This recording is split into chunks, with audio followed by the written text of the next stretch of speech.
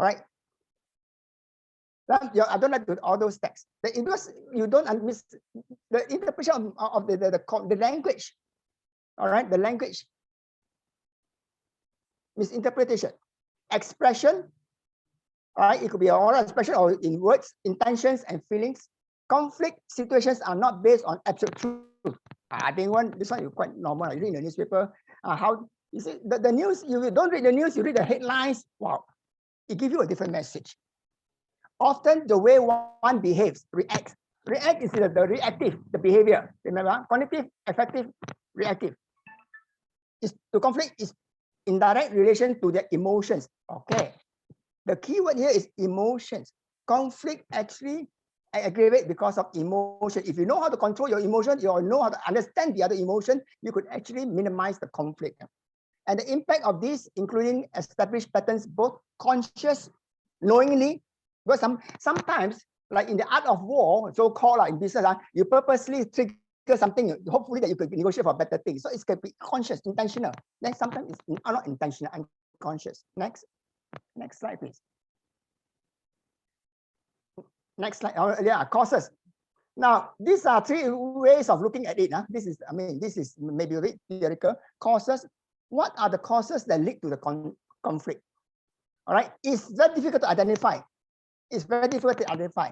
We do not know what happened. Sometimes it's just like we said, hey, my boss this morning woke up from the wrong side of the bed. Or sometimes say, hey, last night he must have a big quarrel with the wife.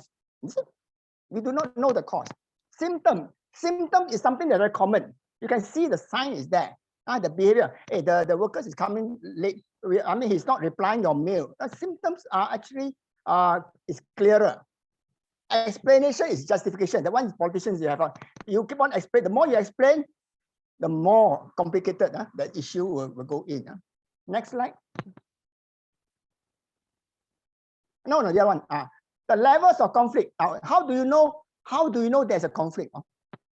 Or when do you identify there's a conflict? Or to what extent is it conflict? Do you call it a misunderstanding? Do you call it just a misquote? Or how do you identify?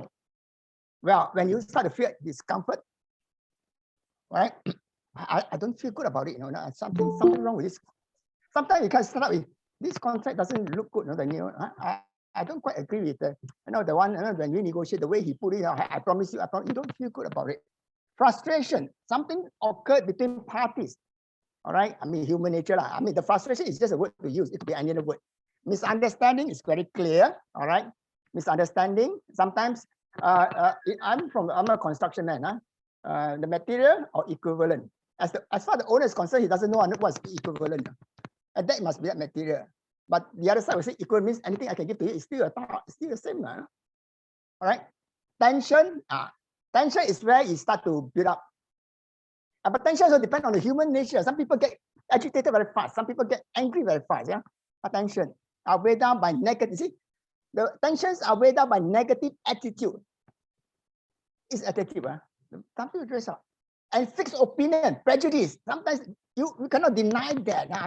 Mr. Yam, prejudice. No, it's a fixed opinion. No, I don't look at his face. I know fixed opinion. All right. In fact, then when the crisis starts, then I told you earlier, you cannot be trusted. This is fixed opinion. A crisis. A normal functioning become difficult and extreme gestures are considered as good. And that's where it blows up. Okay, next. Okay, this is where I want to. This is actually original work, my friend, Mr. Adam. I can give to you. Last time have this copyright. Take our time model of dispute management. Now we simplify in 5 steps. It could be 10 steps. All right. Now my first step is agreement. In the agreement itself is already there's a disagreement. If not, why would you have penalty clause? Why would you have all those clauses? You already anticipate problem. All right. So even though when you sign something, you want to work, one of the parties were thinking of how to get out of it, how to get more. There is always an element of unhappiness inside the agreement itself. Let me share with you my personal experience in contract administration. I'm concerned by contract. When we sign the contract, most of the time I represent the owner rather than the contractor. The owner will look at the LAD. He only asked me, no. He's looking for ways to punish the contractor. He signed the agreement. He also, before the work starts, he always think of how to get back some money. If I can penalize him. And then the contractor will look at the other way. Hey, where to find the VO? All right, I tender low, but I'm going to go for the VO. It's already there. Look, waiting. Yeah. An issue. I put the word issue. I don't put the word problem. When I say problem, people sound negative. Issue, it could be anything. Right, I said just a color, just the material. It can be issue. It's not really important thing, but the issue can turn into a problem later on. And the next step, when there's a claim. Now, we talk about claim. I'm not talking about monetary claim alone. Right? In a committee, the claim can be noisy. The claim could be disturbance. It could be nuisance. Claim means one party is not happy. The word claim here need not be pecuniary, monetary claim. Claim means one party is accusing the other party of something already. And next, that's where the dispute. If it's not control, next, earlier slide. Back to the dispute. All right, then the dispute starts. All right, dispute, as what Mr. Yam said, see you in court. Dispute, because you find that the only person I cannot handle you, I'm going to see my lawyer, or somebody will tell, and the lawyer will tell you, a good case, good chance. Of course, I mean, if you interpret your way, it's still good chance. He interprets a good chance. Then you're going there. These phases, it could be actually. That's why I can draw the steps longer. That means you drag All right, you drag. How long can it contain? But for this particular talk on dispute management, I'm going to give you another framework. Next slide, Alex. Now, in project management, we call work breakdown. So I'm going to divide it into 3 sections. All right, for dispute management. The first section, you find that from agreement to issue, I use the dispute prevention is good communication. Good communication. If you are strangers signing a contract, communication means what? Building a rapport, getting to know each other. All right. If you are already has a business relation, what is communication? Maintaining the relation. Maintaining the relation. We're talking about the communication in, let's say, in your housing estate or in your neighborhood, in your workplace. What is? It's human relations. That's all. So you maintain it, and you find that I put from agreement day 1 and to issue. All right. I mean, I do not know about today, pandemic. Depending on what position you are in, what kind of work you are in. I mean, some people, some parties, I want to say people, they practice dispute prevention where? At the golf course. Playing golf is actually a communication between the 2 parties. They are maintaining a relationship. Okay, that is their way. Right? I was working in the early days, Hong Kong ship. It's actually was GLC with the Royal Malaysian Navy. When I was free, I was trying to help my clerk. My manager said, "No, that's not your job. You have nothing to do. You can go and visit your counterpart their side." That's communication. I learned a lot. In my early years, I learned a lot on these things. I'm communicating with the lieutenant, the sub-lieutenants, the lieutenant commanders, And when we talk about our work, we know where the problem is. So when the day when we report back to our manager, when the day we come to our meetings, we already solve the problem. That's communication. Now let's go to the next stage. Next stage, in between the issues. Last slide. Dispute management. Now we are at the center. For some reason, our communication failed. Remember, I said earlier, my step is to stretch as far as possible. All right. Now in this case, the communication failed because this guy, he play golf. He keep on winning the game. He keep on winning the game. So the communication will definitely break down. Dato' Tarma, you keep on winning the game. You shouldn't win the game. You must let somebody win the game. You win and lose, win and lose. Mr. Yam, they play golf. Now you go to dispute management. Now this is where between the issue and the dispute, the claim, it's already there. You got to accept, even though it's not there, you must anticipate that it's going to be there. It's already there.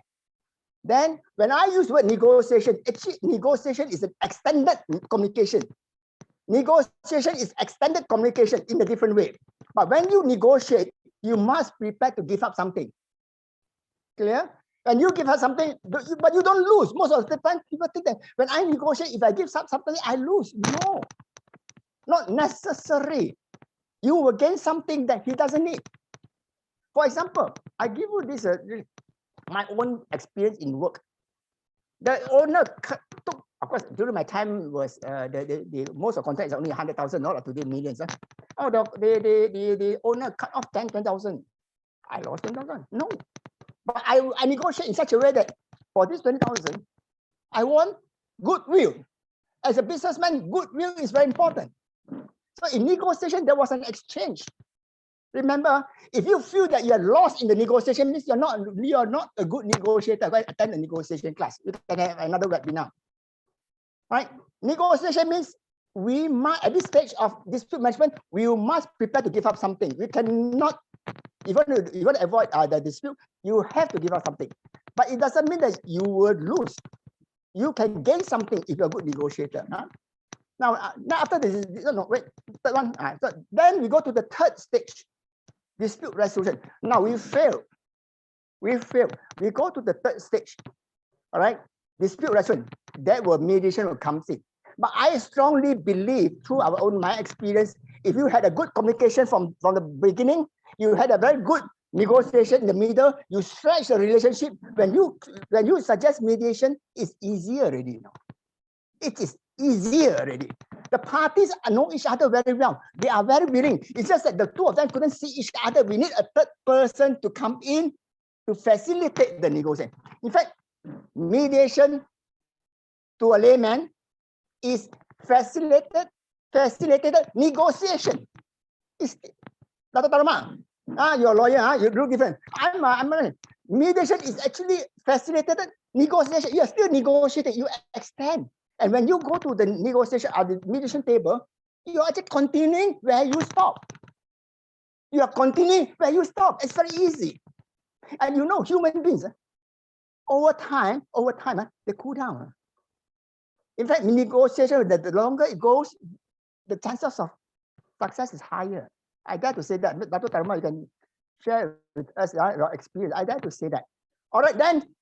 Okay, for some reason, then in this case, we can get a mediator, let's say TAM, not TAM, let's say between two TAM members. We can get our president Yam to negotiate, to be the mediator. And Mr. Yam, you don't have to do anything. You just sit down. Okay, I'm listening. Two of you. And what do you call that? The thing has said. A mediator is to sit down and listen. That's all. And two of them are still negotiating. So communication, negotiation, mediation is actually the two parties. Now you have your own problem. Why don't you solve yourself? Why must you go and, sorry, Dr. Taruma, why must you go and immediately go to see a lawyer? He's a lawyer, he's not an engineer. He won't understand your problem. Mr. Yam, do you agree or not? You won't agree. The lawyer only represents you in court. I'm not saying that they're there. Only when you are going to court, where there's a complicated case, where we talk about the law, the law process, procedure, and substance. All this, yes, the lawyer will advise you. But we talk about between the two human parties. That's all.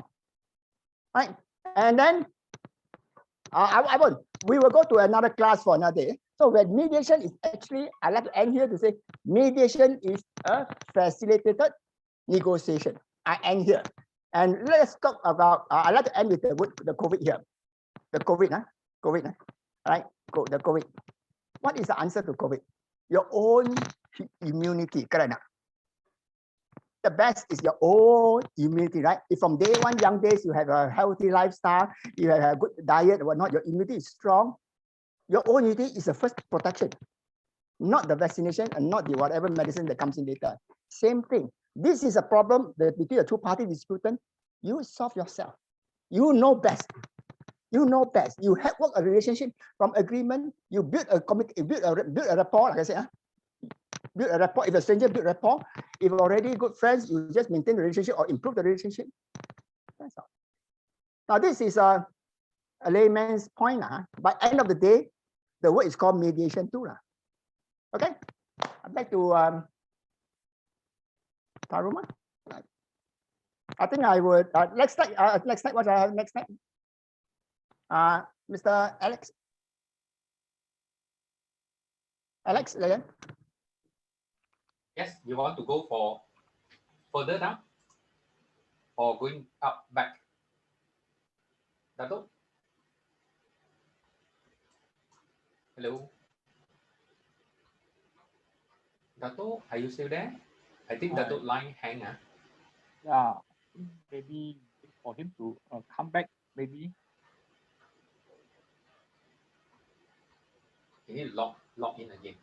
Mm.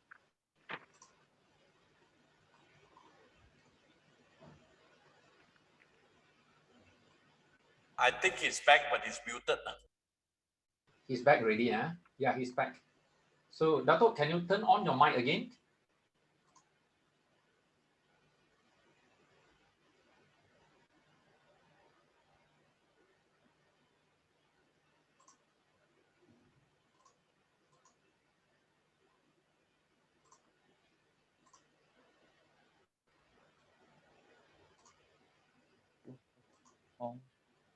Okay. Alex, I think Dr. Ong mic is still muted. Yeah. Okay, Alex, Okay, yeah. Yeah, you are back. Okay. did you hear? Did you hear me just now? Yes, now we can hear you. Okay. Now I said okay. I just summarize. Okay. You see, okay. Now I like to I will end with this. Any conflict or dispute, no matter how petty, is to be speedily. That means as fast as possible. Do not wait. Resolve before it develops a full-blown case in court. The foreign dispute modes are only cost effective. Okay, negotiation. I give three. Negotiation, conciliation, and mediation. Negotiation is actually self-help. All right. Just now, my emphasis is on negotiation. Negotiation is self-help yourself. Conciliation is actually the same as mediation. But the best example I give you conciliation will be the labor office conciliation. When you have a problem with your employer, you see the industrial court, industrial department. All right. Then the officer will call up the employer, and that is that means the conciliator has the power to summon the two. I like to put it. Conciliation means the conciliator has the power to summon the two. The conciliator don't do anything. Yeah, it's up to you. I mean, he may give some advice. But mediation is what our subject today. Or for layman, on my part, non-legal issue, mediation is only an extended negotiation, that's all. All right? For mediation and the judiciary, I'll pass it to Dato Taruma to take over. Dato? That's all for me, Alex. Okay, yeah, so thank you, Dr. Ong. So let us invite next speaker, Dr. Taruma.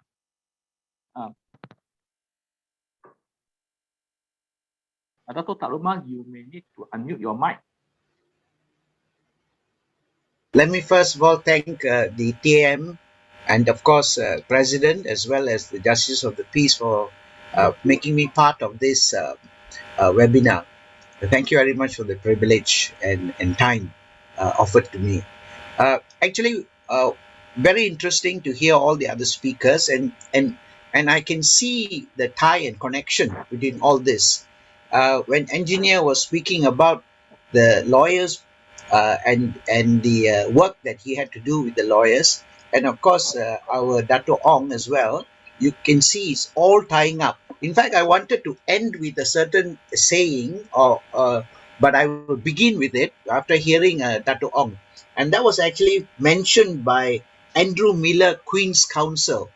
And what he said was this, very interesting. He said, it may be too early to mediate an issue, but it is never too late to start talking about it. This is precisely what Dato Ong was saying. Talk about it. So I was going to end with that, but that prompted me now to say that at the beginning. So in fact, some of the problems we face is, hey, why must I go and talk about it?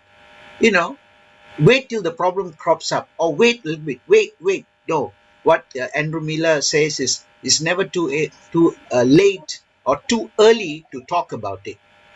So it all encompasses in this. So basically, we can see what is mediation. It is, of course, voluntary and it's non-binding, and they provide dispute resolution.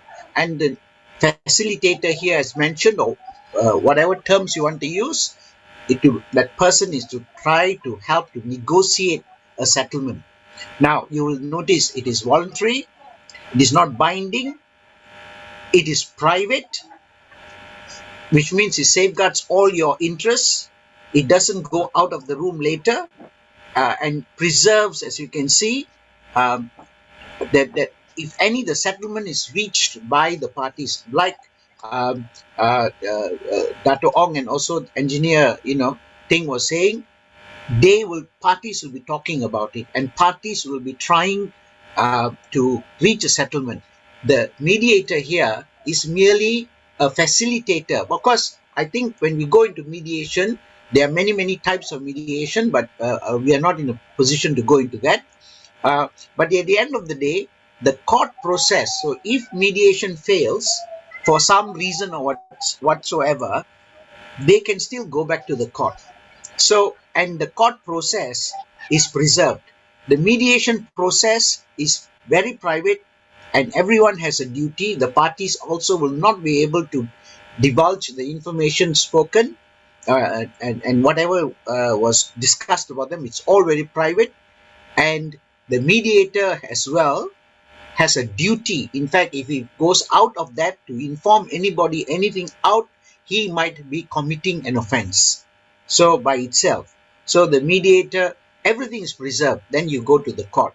And you can see the small picture here, about 3 people just sitting, just to show you how a mediation may take place. Now, can we just go to the next slide? Yes. Now, this is once a mediation takes place, people have agreed, then you can see the pre-mediation meeting. So, can we go to the next slide? These are pictures, just, okay. So, at the pre-mediation meeting, you may want to consider issues. You may want to consider what is the dispute. What is it? Is it, in fact, possible to mediate? This is something important you need to sort out, because there may be some fraudulent elements. So the mediator must sort it out in his mind, whether it is suited or not. There may be even some issues of criminality. We don't know. Like, for instance, just give an example, family issues. There may be some very important issues like that. Criminality, abuse to the family, physical abuse. So you have to tread, and the mediator got to sort of, okay, can we resolve this matter? In fact, in my opinion, I did, in fact, in my own situation, I did one family matter which I had to cut off because the father was physically and mentally abusing the children. So there was a mental illness. So I had to take it out and then advise, I think you need to talk to some professionals for help. So we closed the issue because this is something after talking to them in private meetings. So what are the merits? What are the merits of it? And of course, how are the ways we can attempt to settle? We are always talking out of the box. Now, there are many other issues that you may have to take account. Are you going to call other parties? Are you going to have documentation? Are you going to have witnesses? When I use the word witnesses, it's not a court proceeding, but you're talking. All the time you're talking. So the factors will be considered at that stage. Okay, can we move to the next one? Yeah. So this is, of course, in the midst of it. So it's a little bit to show you the whole process. I'm putting pictures in to see how actually a mediation or negotiation, if you want to call it, how it's actually taking place. So you can see it's all very relaxed, it's all very friendly, and there is always, of course, now with COVID, we have to be a bit careful, but there's always close contact with people. So now we have, so this private sessions here are when you take somebody out of the actual meeting. You may have the party sitting there, you break into different rooms and you start talking to them privately, what they want, what they wish, and you will be very fair to everybody. If there are 2 parties who are in the meeting for mediation, you must give them the same time. The mediator here will say, okay, I'm going to have a meeting with you. He'll have a separate room. He will take them over there. He will talk to them for, say, 10 minutes, 15 minutes, even 40 minutes, 1 hour. When he comes out of the room, he will have an understanding of the real issues facing the party. Now, very important, he will give the same time and the same concentration to the other party. And again, very important, what happens in the private session is completely private.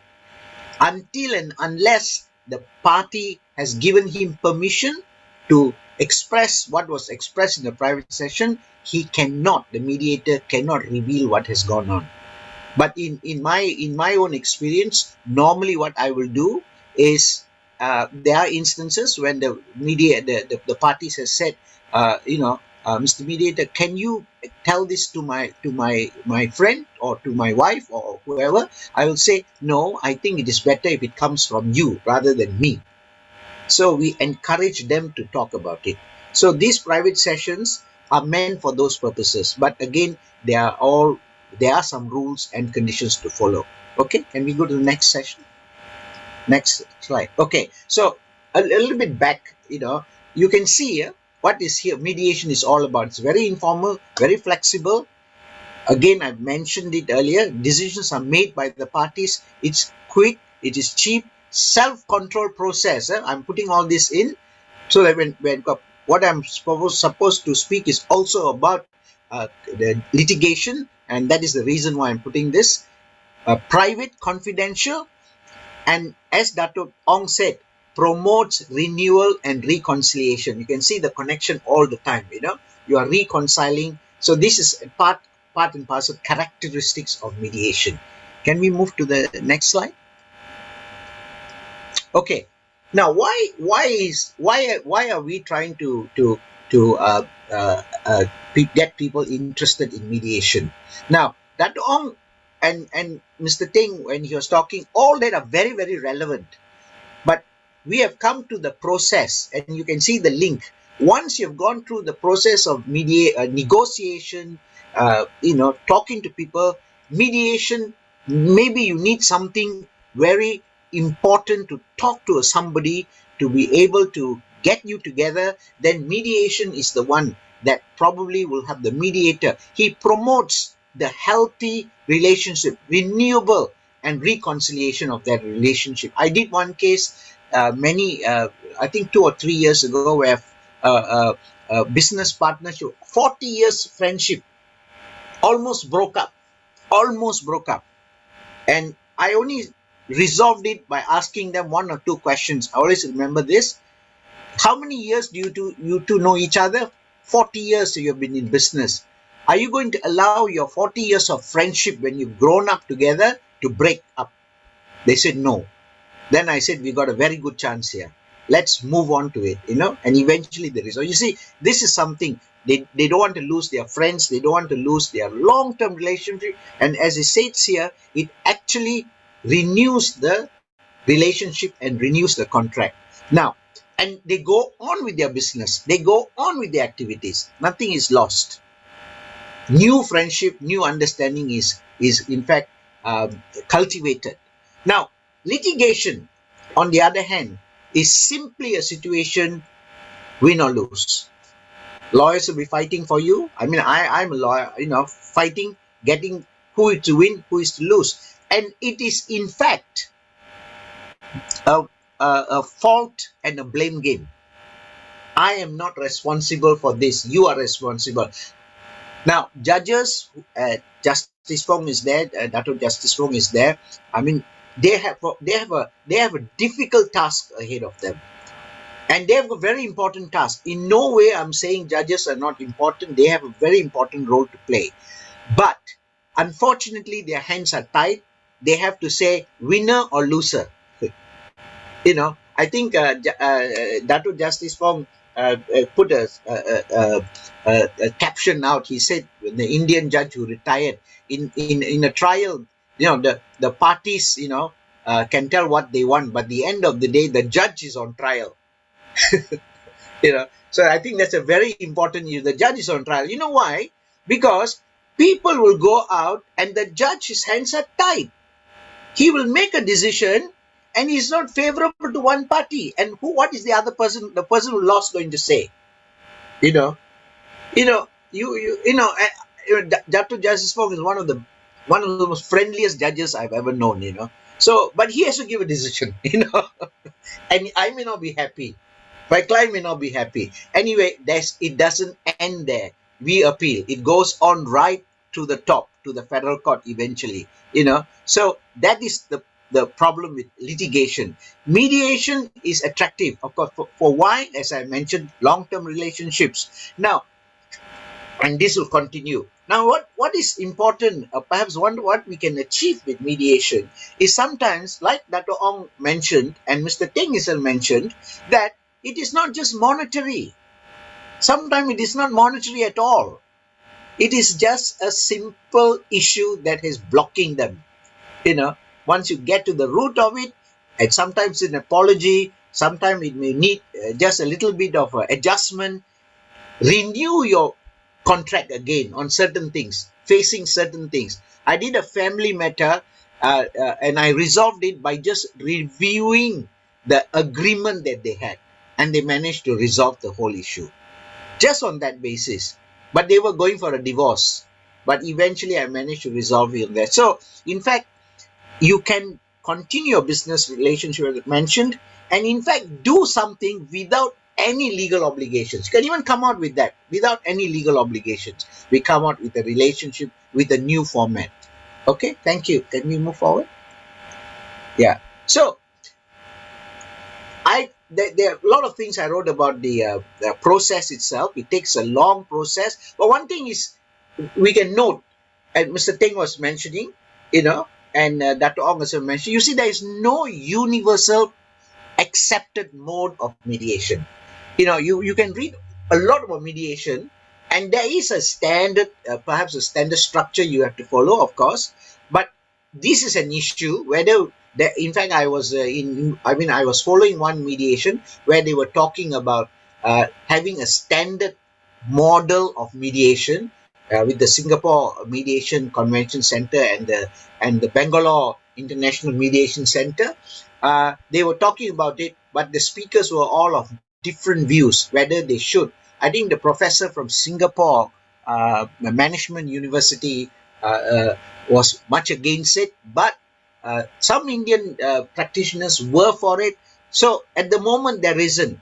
One has to actually choose, like Mr. Teng said when he was mentioning, I had to sit and listen, he said, to what do they want? How, which means he's being guided by, the structure is going to be guided. And in fact, Dr. Ong also says, when you negotiate, you talk to them, you know where they are going. You must now try to fit into that. Now, mediation is something like that.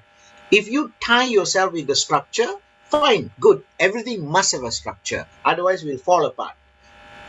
But you need to adjust, bring all these adjustments in. So the method chosen, I put it, is dependent on what is required to bring the parties to the table. So this is very important. Sometimes they don't, and Mr. Teng said they didn't want to come. Eventually, they had to get rid perhaps of a lawyer, to bring them together. And sometimes you need to do that. You'll have to tell the lawyers, go outside and wait. I want to talk to the parties alone. So you may need to make that decision. Then you will see, and you will find that sometimes the obstruction, sad to say, does come from lawyers as well. Okay, and then finally, I've already mentioned that there could be a pre-mediation meeting with lawyers involved. This is very important sometimes. When you know lawyers are there, you will know that where they are going and what they are looking at it.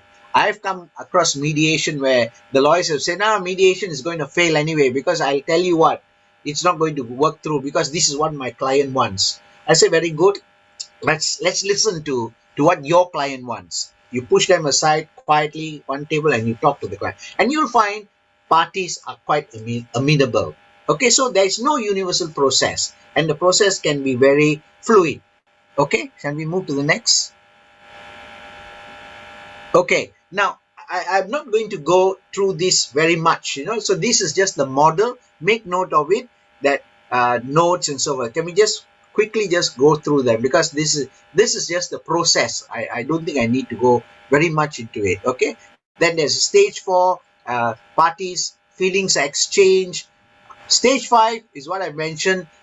When I put all these stages, it is not meant to be a strict procedure to follow. It all depends. Sometimes, when you're going through, suddenly one party breaks down, especially in a family relationship. You'll have to end that for the moment. So you see, you'll have to take them out, sit them aside, talk to them, come back to you. So the process is interchangeable. Yeah. as you can see, at the private session perhaps is perhaps the most important, and private sessions can be more than one session, and both parties must be given the same time as I mentioned. Then we come to stage 6. I put there stage 6. We'll come to the next stage where the parties will join together and meet and discuss what they are. Now, at this point is where sometimes the party will tell you, I don't like my partner. He's taking all these monies out and using it and paying for his personal use for his car and all that sort of things, But I don't know how to tell him, So you'll say, okay, what do you think, how are you going to say it? Would you like to bring this up? Yes, you can. Then at the meeting, at this joint meeting, you might say, look, expenses are going up. My expenses a little bit. These are expenses. Can we talk about reduction? So you're getting the parties to actually talk about and various options they can resolve the issues that are faced. Now, very important in this, one of the reality tests. It is very important for a mediator to make sure whatever options they are giving are workable. It is pointless having to say, I agree to do this, and then find it is not workable. So the reality test must be important. The prompting of the question. The mediator is not saying right or wrong. The mediator will probably ask, do you think that's going to work? Do you think that what your suggestion is going to work? Do you think, how long is this going to be?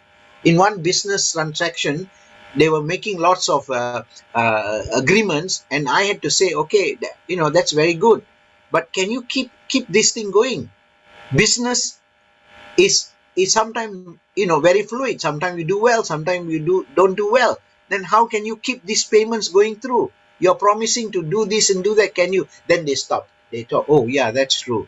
So so I asked, do you need more time? Do you need, instead of this, making these payments in such short times as you have agreed, do you think that you will probably need more time? So they both parties realized that short term is not going to work, long term it will work. So the time was broken up. So we managed to resolve that on that basis. So it is very important. The reality test must be put into check. Very important. And of course, mutually satisfying options. This is what I mean. Okay, they will go. Okay, shall we move to the next? Now, then of course, the large stage, I put here 7. The terms are all tested in the sense that the reality test is put. Now, very important, of course, you come to an agreement. If you find an agreement, the mediator will obviously assist you in drafting that agreement. If you have got lawyers, the lawyers will do the drafting and the mediator will assess that. If you think you need more time, then I think you can break up and say you arrange for another time. Or if you think that the mediation is not going to succeed, you terminate the mediation. Any of the parties. Now, throughout the session, the important thing about mediation is that any party can terminate the mediation process at any time. If they feel like it, they don't want it, they can just say, sorry, I'm not interested in this anymore. You cannot compel them to do so. And of course, they will go back to court or other resources. They can even have another mediator. I mean, that is to be seen later, if they do want that to happen. Now, people may have this idea, mediation may not be a complete failure. It can be a partial agreement. So you come to a partial agreement and you cannot agree on one particular aspect. You go there, you take that to the court, and at least the judge's job is limited to that particular thing, So in fact, you have one whole problem, you've really taken away half of it, and the other half we cannot resolve. We'll take that to court. So it makes the court procedure a bit easier, and for the courts to work on it. So mediation, hopefully it's successful 100%. If not, mediation can also be partial success. So now, another thing is, of course, you can mediate even without going to court. But the important thing for mediation, what I mean to say here is that you don't go to court, you haven't gone to court, you mediate your issue. But the one thing that I would say about mediation is after you're mediated, you get into an agreement, you make sure the agreement is signed. My advice always is to go back to court and get that mediation endorsed in a court. Especially if you have a court matter, go back to court. It would also be advisable that to wrap this whole thing and make it all very valid. Of course, you can have an agreement, sign the agreement, and everybody goes home happy and keep it in that way. But it also be quite a good idea to then go to court, get it endorsed as a judgment. That can be done. You can move the court and you can get that done to go to court, to the high court or whichever court, and say, we have agreed on this, we want this as a court order. You can actually get it, and that makes it a consent order, which makes it more tight. Okay, so that is something that that I would advise if it is acceptable to the parties. Otherwise, they can just go off with the agreement. Okay, now one thing when you are talking about it, as you can see, I've always emphasized mediation is not compulsory. Okay, now we move to the next slide. This is what I'm trying to say. This is an act to promote mediation. Now, in our system, section 5.1, is simply says that the person may initiate mediation. So there is no compulsion. In many jurisdictions, in other words, if you want to mediate, you get the parties to sit down. If you don't want to mediate, then nobody can force you.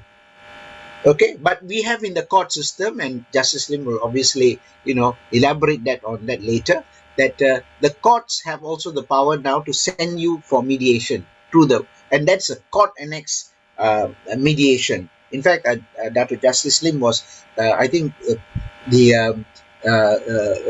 what do you call it? The first. In fact, Penang was the first state, if I'm not correct, to initiate court mediations, and he was in charge of the court mediation center, and I was very honored, in fact, to work with him. In also in issues. So we have a court annex mediation, and because we have a court annex mediation, if a matter in court, the judge can order you to go and mediate and then come back if the matter is settled. If the matter is not settled, then you will proceed before the judge in the normal course of event. But what we are talking about mediation is effectively outside the system, where you can initiate an issue and try to mediate and resolve the issue. Okay, so the important take here is not forcing. No one can force you. Unlike certain jurisdictions like India, and in some states, United States, I think, and UK as well, you cannot force anybody to mediate. But in some jurisdictions, you can. They will send you to mediate. You must mediate before you come to court, or during the court process, you have to go into mediation and come back to mediation again. Okay, shall we go to the next slide? Yeah, so this is mainly in pictures, and I'm trying to contrast what you see in mediation and what you see in litigation. There you are. You've got somebody, litigation, having a scale in the hand, trying to show I'm going to be fair, but sword in the other. So, somebody is going to be stabbed, So there you are. This is the face of court structures, and justice is blind, they say, So that is your start of litigation. Shall we move from there? Okay, litigation. What do you see? Lawyers, courts, interpreters, a full range of, structures, and, as I said, I'm not in any way saying judges haven't got a role.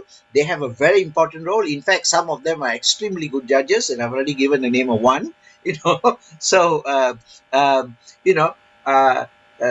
factors. You must add time. You must give evidence. You'll be cross-examined by a lawyer, and that lawyer may not be very friendly, and they get angry, and some judges, and I can certainly tell not Justice Fong, they get angry, they lose their cool. The early days when I started practice, there were one or two judges who threw things from their table when they were angry.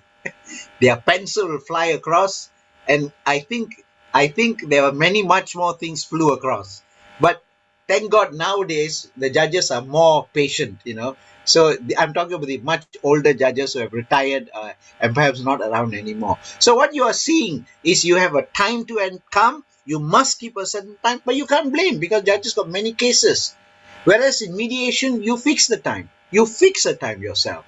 You fix before how you, and of course, we want people to be smartly dressed. Now, when you come to court, you have to make sure you are dressed properly.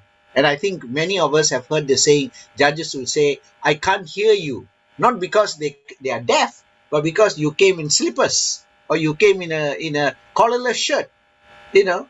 And, there was one judge I remember, I mean, in just passing, he's retired. And became a very senior judge. I was in court then, and there was a criminal trial going on, and the High Court and the witness was a doctor who came late, rushing into court, and the judge flew off his handle and scolded the judge, the doctor, who was a very young doctor, very young, maybe in his 30s, but very smart Malay doctor, and he chastised him for saying, "Don't you know the court is at this time, and you have to come at this time, and you cannot." And the lawyer and the doctor said, "Mr. Judge, I don't have the time like you have. When my clients and when my patients are sick in accident, in emergency, I have to give priority to them first. I don't have the time to wear a tie," because he chastised him for not wearing a tie. He said, "I don't have time like you to wear a tie, and I have to rush here." The judge just kept quiet, never said a word, and carried on. You see how the situation is. Mediation is very different. We will say, "Okay, dress comfortably. If you don't want to wear a tie, it's up to you, but dress comfortably. You can even come in your traditional clothes, but be neat and, comfortable." So this is how we do it.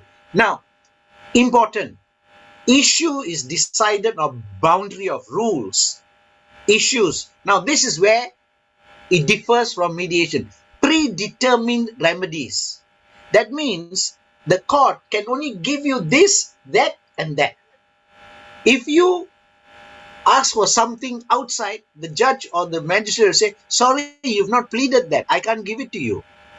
You see how we are caught by rules. You have not pleaded that. You've not put it in your pleading, so I can't give that to you. Mediation, we say, "Oh, that's good. Let's work on it." That's the difference. So the court is caught by these rules. But I'm not saying this is all bad. This is all good. There are purposes for all that. Now, as I said, that of course it'll go up. It may end up further right to the federal court, and it's worst of all, families break up, relationship breaks up, money has to be paid. Okay, so there you are. Mediation, I've not talked about it. It's fixed. If you're going through a private mediator, it is fixed. It is shared.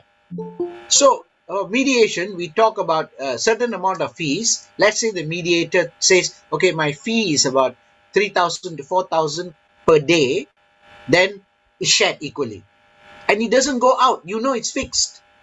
Now, if you go to court, the other party will claim costs. And the judge may have to give costs.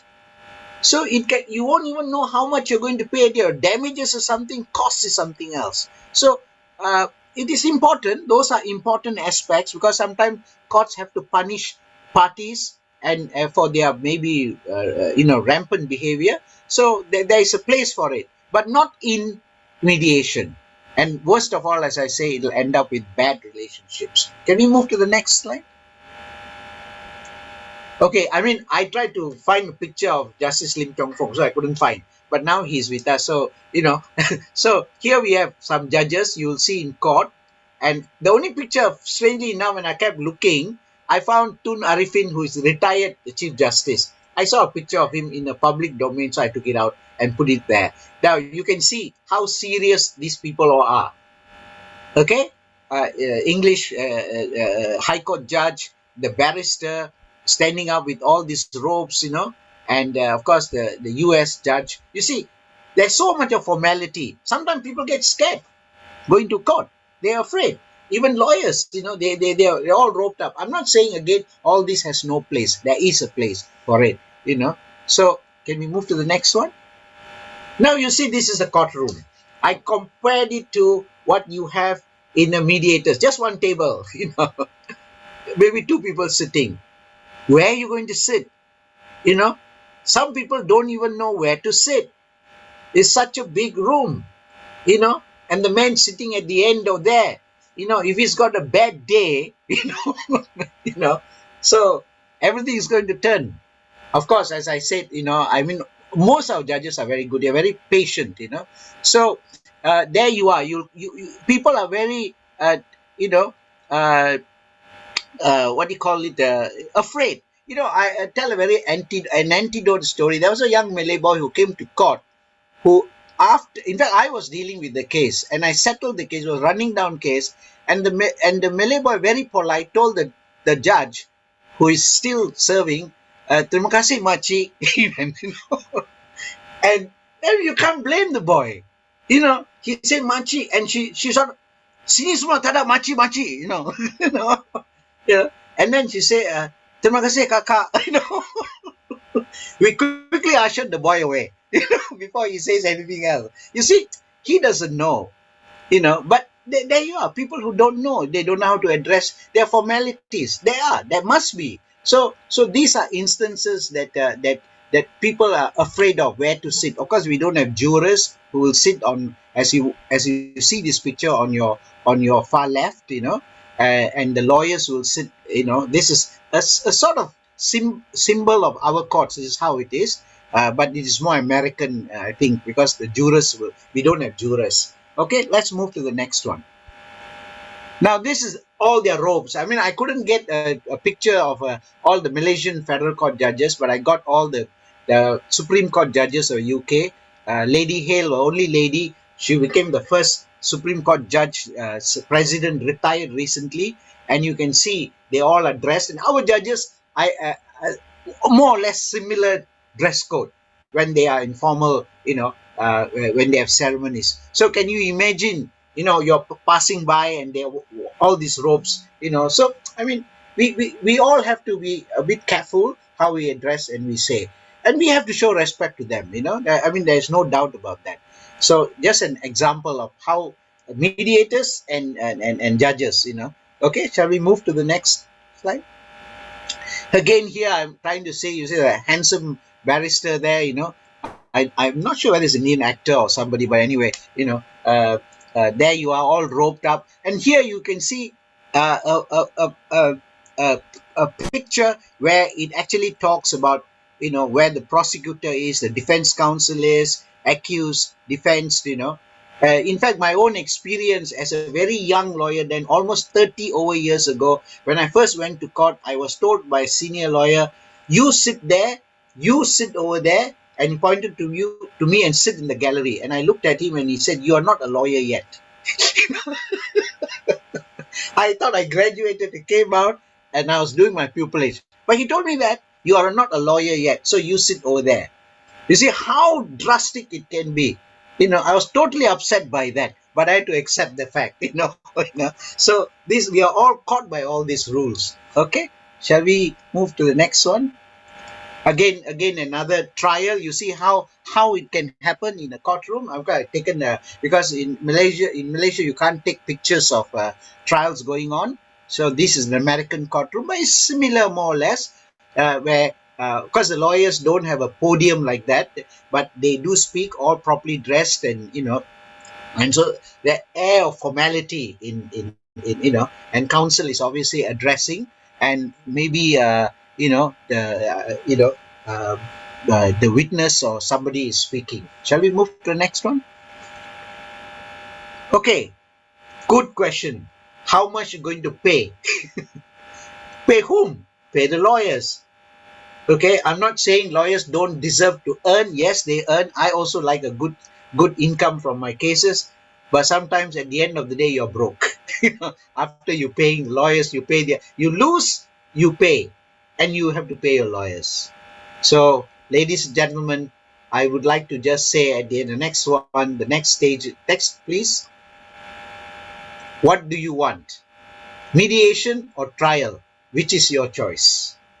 I'm sure we are here to promote, but please, sir, I am not in any way saying courts don't have a place. They have a very important place because, like Dato' Ong said, we cannot solve all the problems. Courts must be there. Courts are there to stay. It is what can we do for mediation. Thank you very much for the time. Yeah. Thank you, Dr. Taruma, Thank you. for your sharing. So just to summarize, yeah, so that we have the first speaker, Engineer Ting Teck Chun, share about his case study, mediation. Yes. It's a private session to facilitate the negotiation, communication, so that we can achieve the agreement to resolve the dispute towards positive ending. Whilst Dr. Ong has shared about the escalation phases in the dispute prevention, dispute management, as well as the dispute resolution. And last but not least, shared by Dr. Taruma is mediation and judicial process. So thank you very much. I think we can open for the Q&A right now. Yeah. Let me check whether there is any question in the chat box or not. Let me see. Okay. Yeah. So can we have our President, Engineer Yam, also Yang Arif Dato', yeah, and also our speaker to stand by. Okay, so we have one question from Nelson Ng. Okay, government public conflicts such as land use, land expropriation, etc., will that be suitable to be resolved via mediation? Yeah, so yeah, who would like to give the comment first on this topic?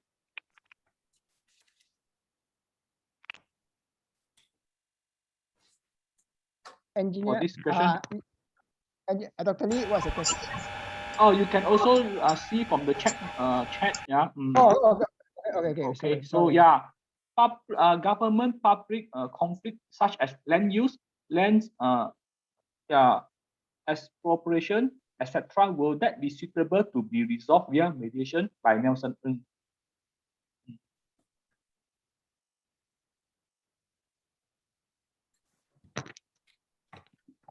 Dr. Taruma or Dr. Lim? Dr. Lim, I think it's more construction contract, standard contract agreement.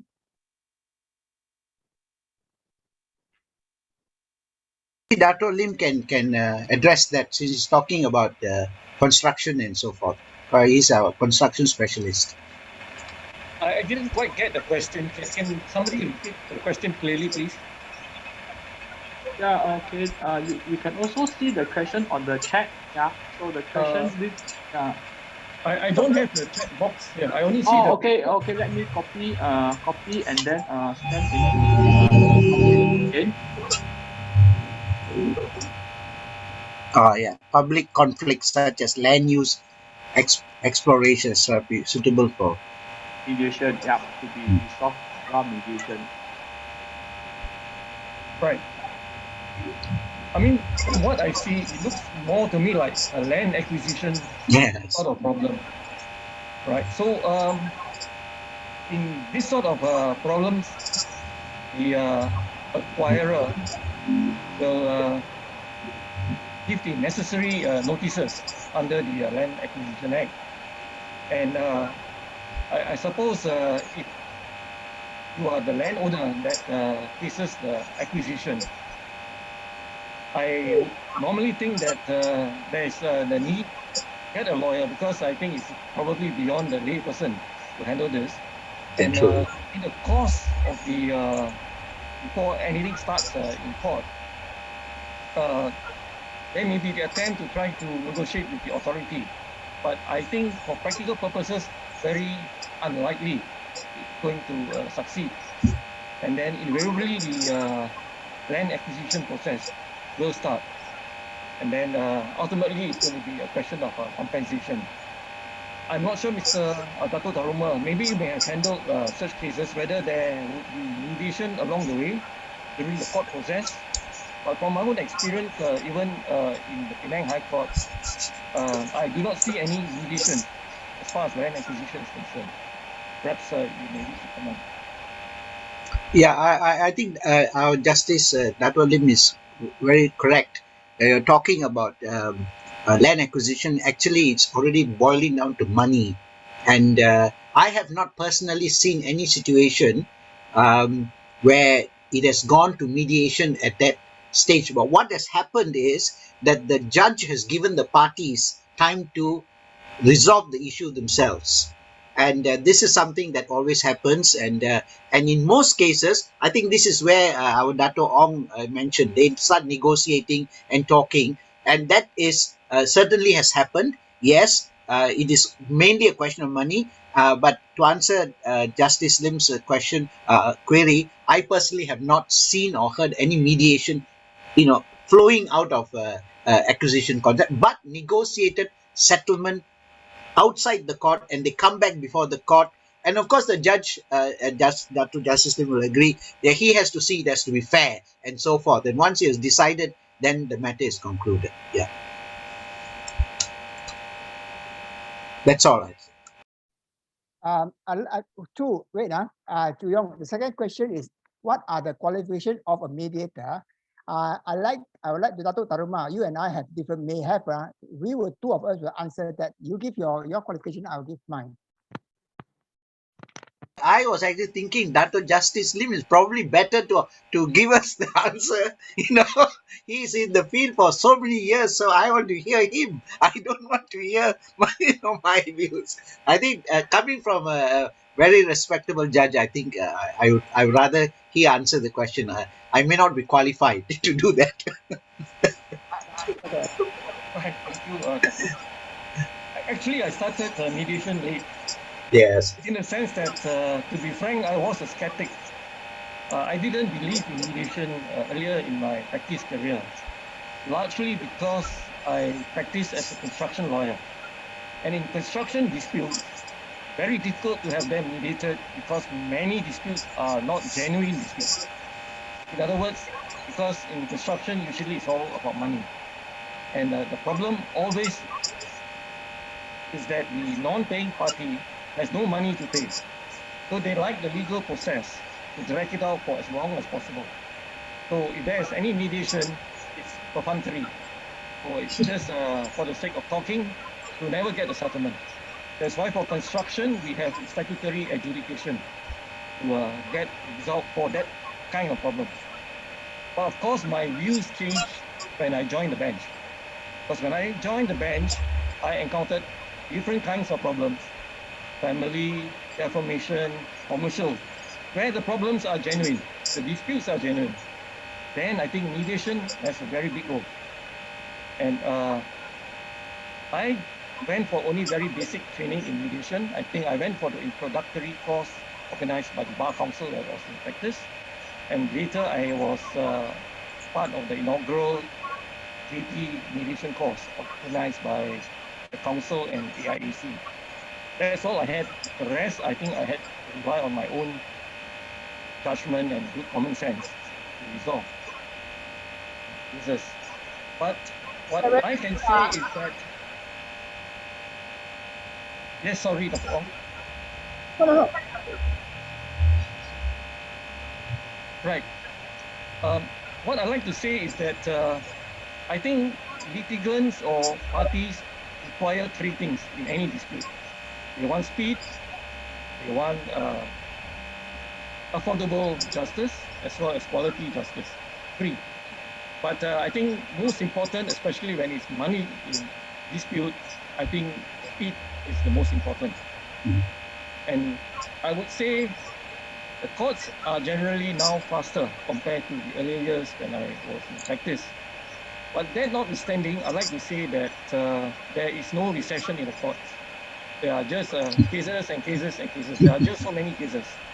So that is why now we are trying to bring in mediation to help the courts to dispose the cases. I think parties want speed. That's the most probably desired. Besides, of course, affordable justice. Mediation, I think, ends it early if possible. that also makes it more affordable. So I think the days will come. I'm pushing very hard for it to have more court cases either mediated or to even compel parties to have mediation before starting court case. That is what I think I hope to see in the days to come. I hope I've answered the question. Yes. So, I like- any view? I like the answer. I like the answer. Dr. Lee, I like to answer the qualification and characteristics of a good mediator. Yes, yes, please go ahead, Doctor. Now, just for the person who posed the question, all right, I'm now busy with the, it's not my new interest, if you're quite passionate or even a career, all right, we are working on a few things, and I'm doing a private research and reading mediation, what's going on in Malaysia, I mean, our region, UK and US. Now, interestingly, that in US, the mediation, all right, since the word qualification, I'd like to use that as an example, all right. Firstly, it's appointed by the court. I mean, there'll be a pre-qualification. Normally, pre-qualification, they might have, you have a certain degree, okay? Certain tertiary qualification. Need not necessarily be a lawyer. That's very interesting. Need not, well, having law knowledge is an advantage. Now, the mediation training, I'm also comparing the mediation training modules, Australia, UK, and US. You find that the US, those who want to be court mediator, they have to be trained by their so-called county, different states have different law.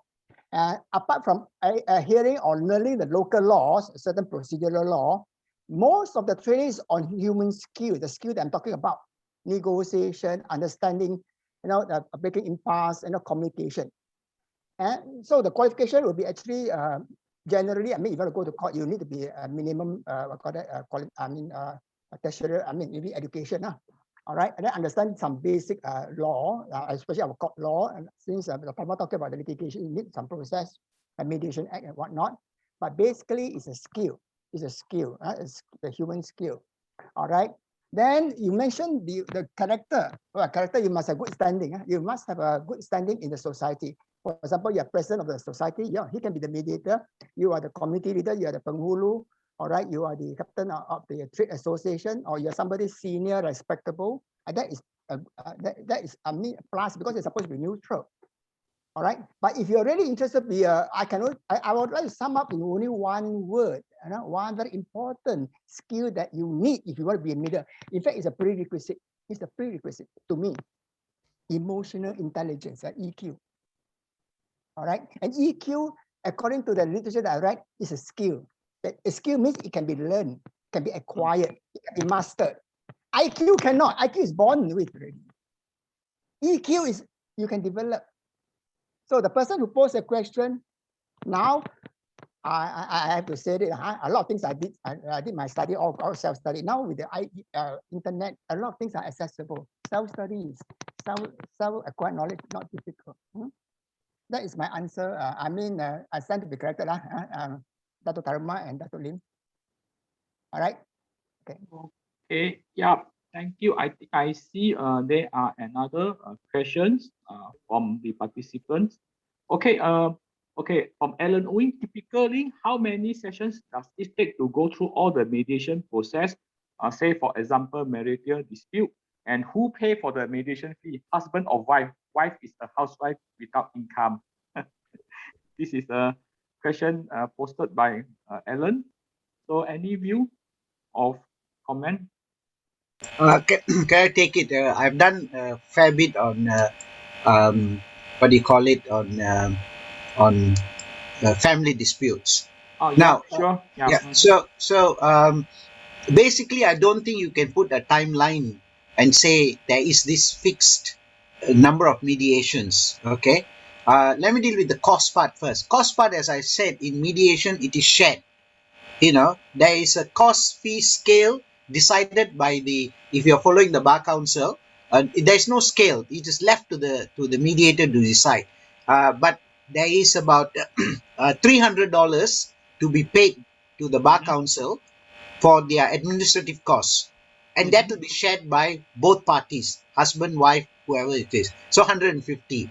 Then the fees mediation process is decided by the mediator, and what are his charges. So it is left to him.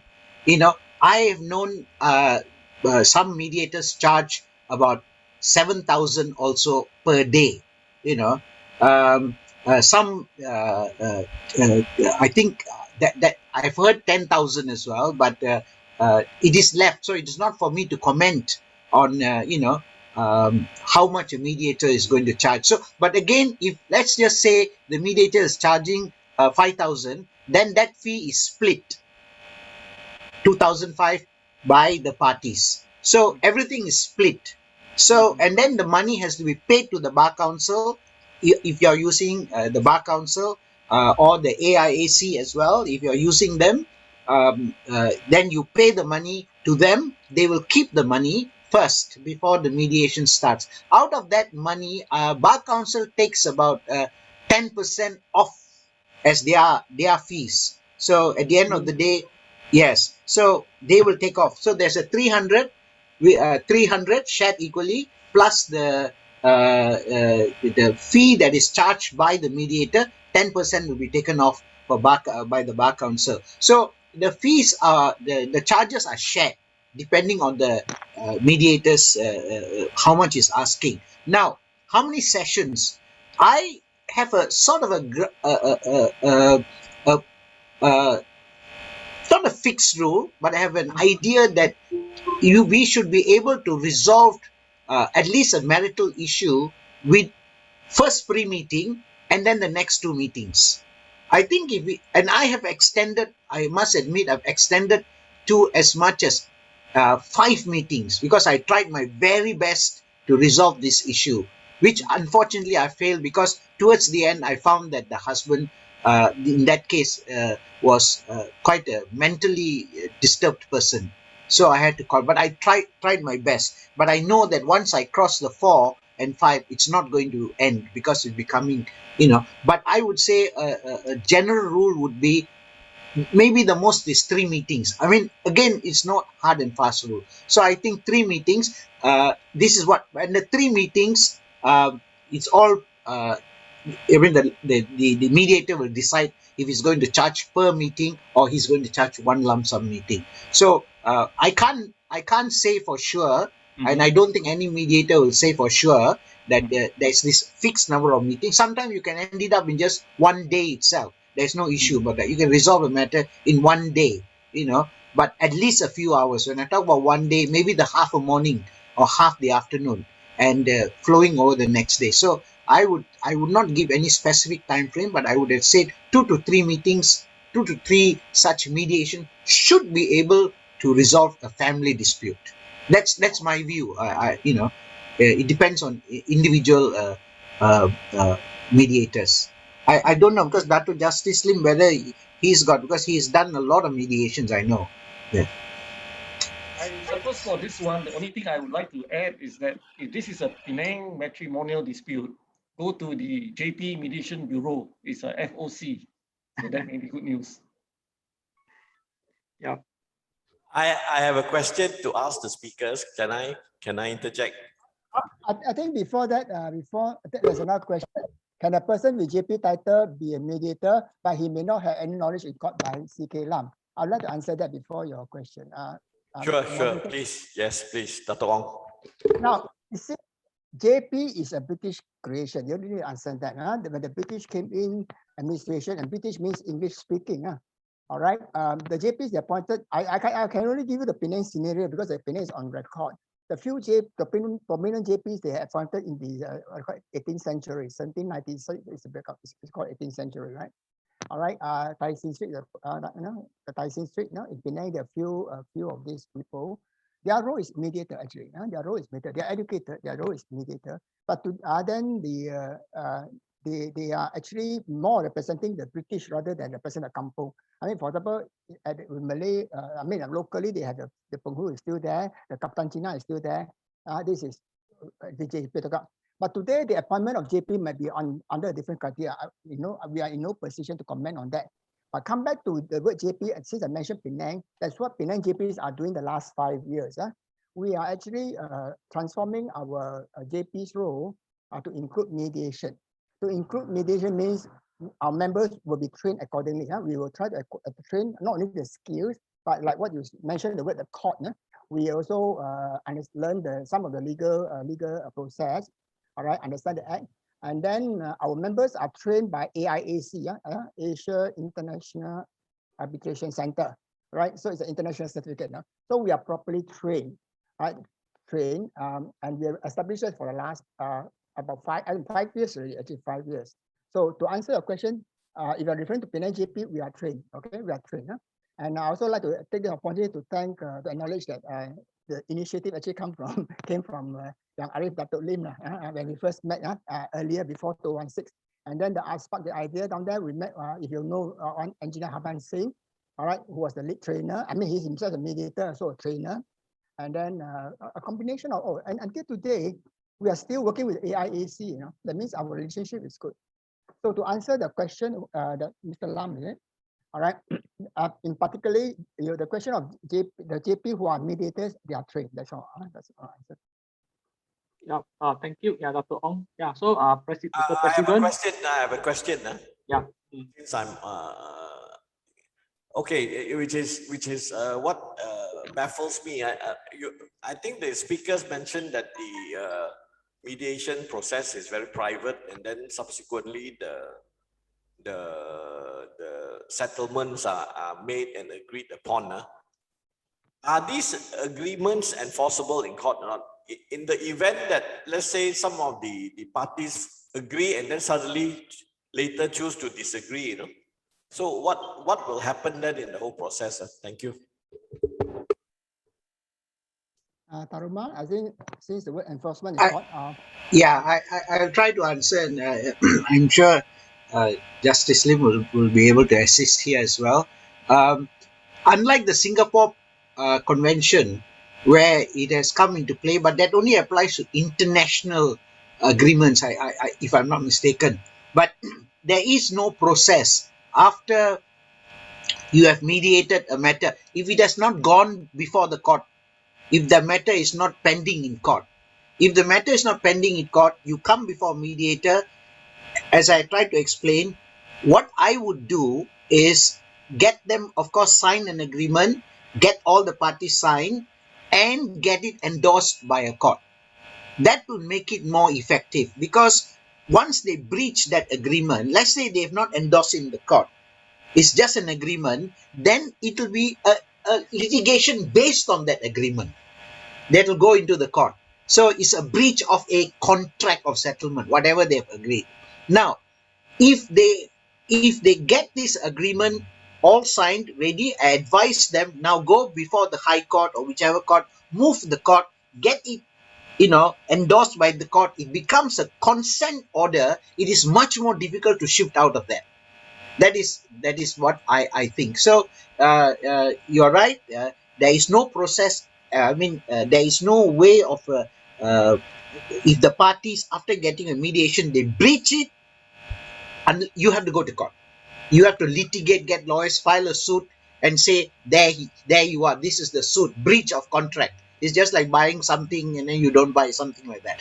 But if you actually put it into the process of a consent order, I think a whole new. It's not that they can't take you to court, but the process of trying to breach it or trying to get the judge overturn that, unless there are some fraudulent issues and so forth, is going to be difficult. I'll also answer the question. There's one by one gentleman asking the list of names, I think, for mediators. I saw a question there. That's very quick, and then I'll pass to Dato' Lim to take over about the court matter.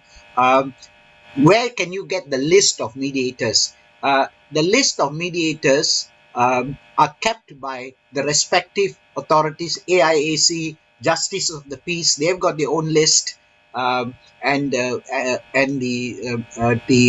Bar Council Mediation Center. Now my process. People have come to me and asked me to mediate issues without going to the centers. And I'm registered at the Malaysian Mediation Center, but I always send them back there. I say, please write to the Mediation Center and ask them, you can choose your mediator, or even the list you can choose, because I prefer to go through an institution rather than going individually, and I don't want any issues to arise. So because we have a structure, so the list is kept by AIAC, Justices of the Peace, and the Malaysian Mediation Center. So the person, Mr. Siva, I think Mr. Siva asked the question. He can get it from the respective bar committees in these organizations. Maybe Dato' Lim, I may not have put it eloquently, so perhaps you can address the issue of agreement, that went through. Yes. So I think basically you got it there. Just to add on a bit is that because generally there are two types of mediation.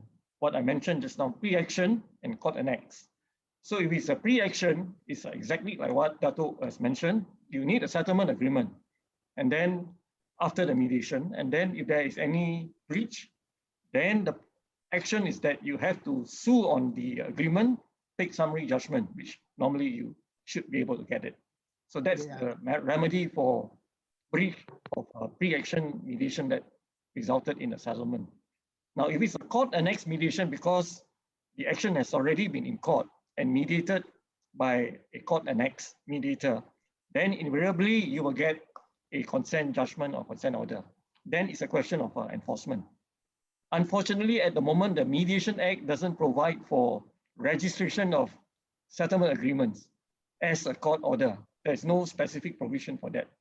Maybe somebody should move to have the Mediation Act amended to cater for that, just like adjudication and arbitration. I hope that answers the question. Thank you, thank you. So it's correct to say that in a mediation process, even with a settlement, there is no finality lah. Would that be correct to say that? Yes, in the sense that in case there's a breach, you have to start court action to enforce it. You cannot enforce it immediately, say to garnish or to seize the asset. You need one extra step to have it registered as a summary judgment. Okay, thank you, thank you. Thank you.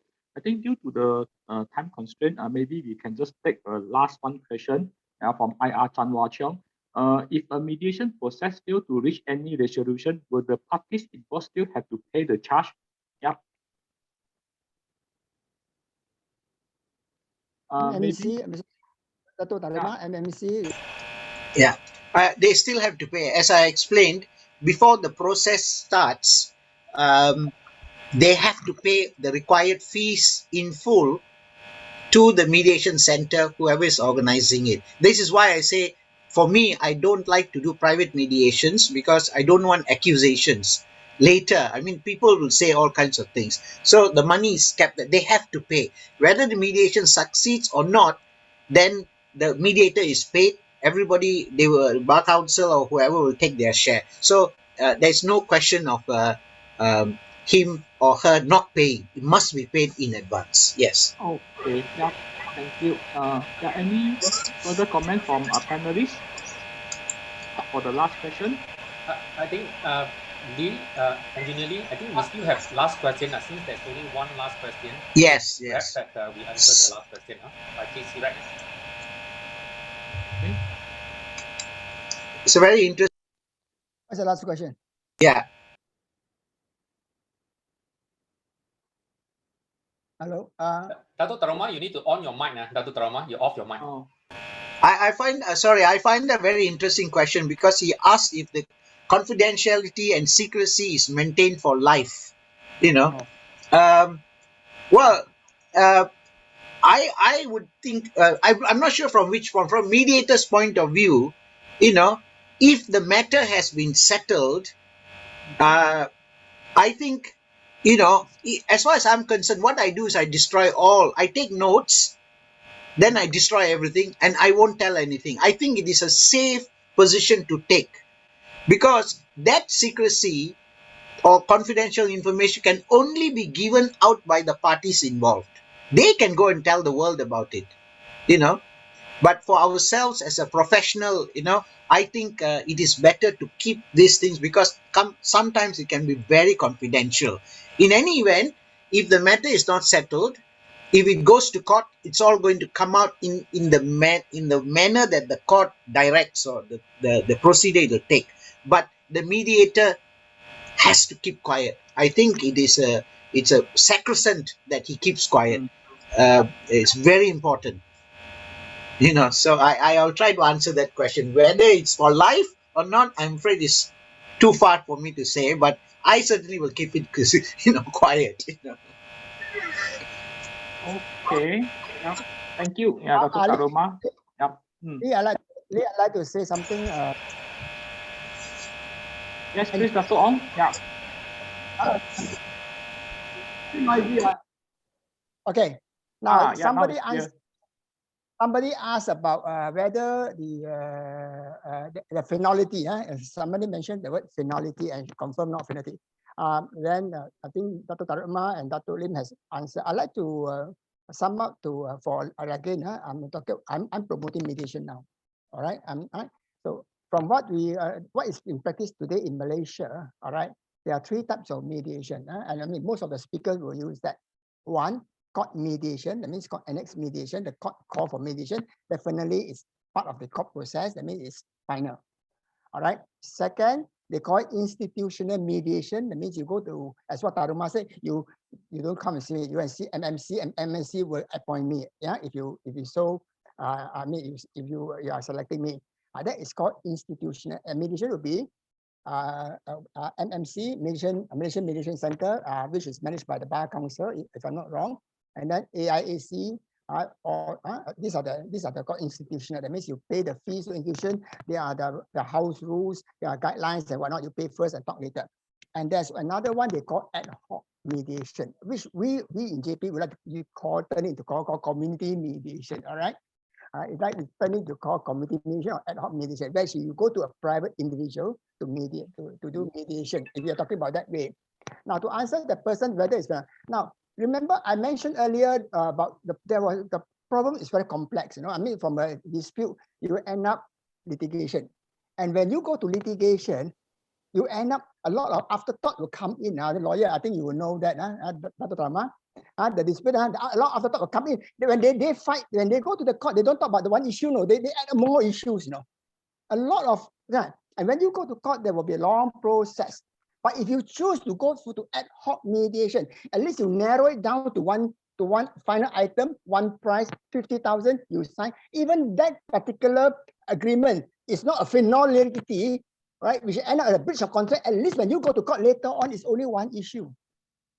You narrow down for the court to talk about only breach of contract. That's all.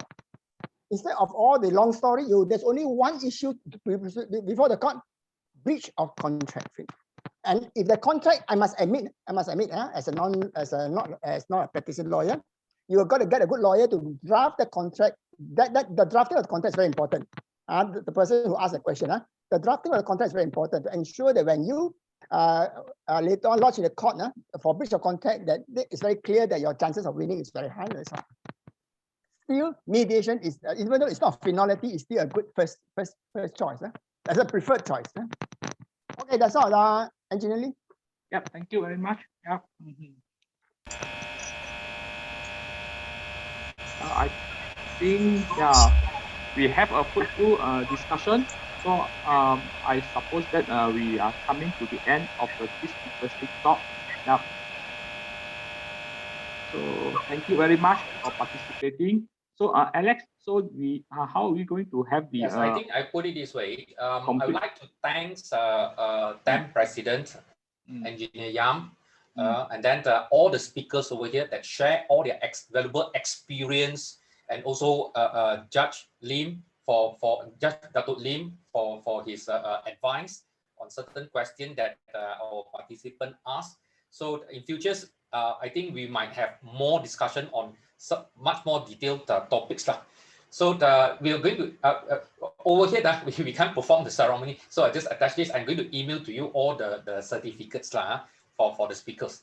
And then for participants, you can scan this QR code and fill in the survey. Okay. So I also put in the link in this Zoom here. You can click and fill in the survey form. Nicholas in Google Meet, so that please help me to put in the Google chat box. Right. So I think that's all for today's sessions. Thank you very much. hopefully in next sessions, you all support our webinars and see you all in next event. Thank you very much. Alex, I think let us take a group photo. Yeah. And Yes, let yes, everyone we can take a switch group. on the video. Thank you Alex, very much. Alex, your photograph. Alex, you want to see your face? Alex is the handsome one, you know. Don't hide, don't hide, don't hide. Hiding, not hiding. Let me share this view. Okay, very good.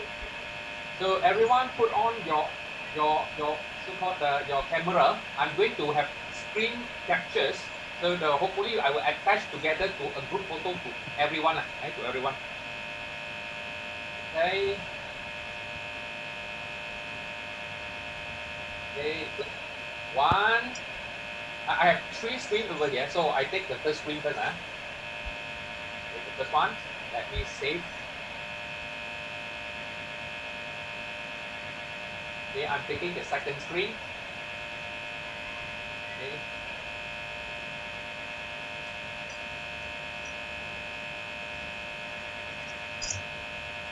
I'm taking the third screen.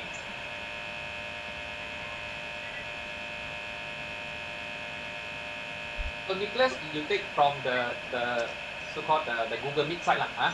So for Zoom site, I already taken all the screenshots.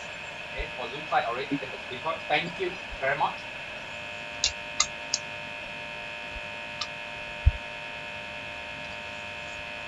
And the last thing is our cert over here. Please check your spam lah. By tonight should be able to reach your mailbox. Please check your spam mail because we experienced that some of the email went to your so-called this spam box. Okay, thank you very much. Okay, thank you. Thank you, Guys. everyone. Thank you. Thank you. Thank you. Bye. Thank you. Bye-bye. Bye-bye. Stay safe. Bye-bye. Bye-bye.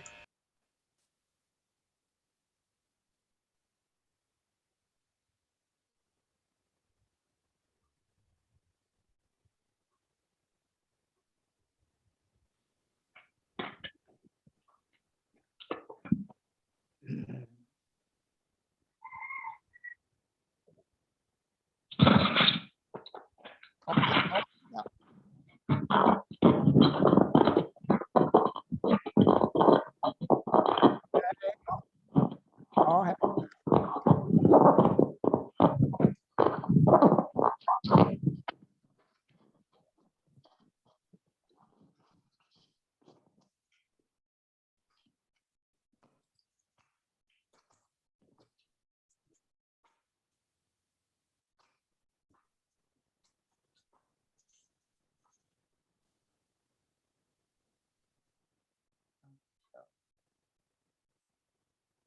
okay, Alex, thank you very much. Alex, do you hear me? Alex, thank you. Okay, the VIPs have left, so we can leave. Huh?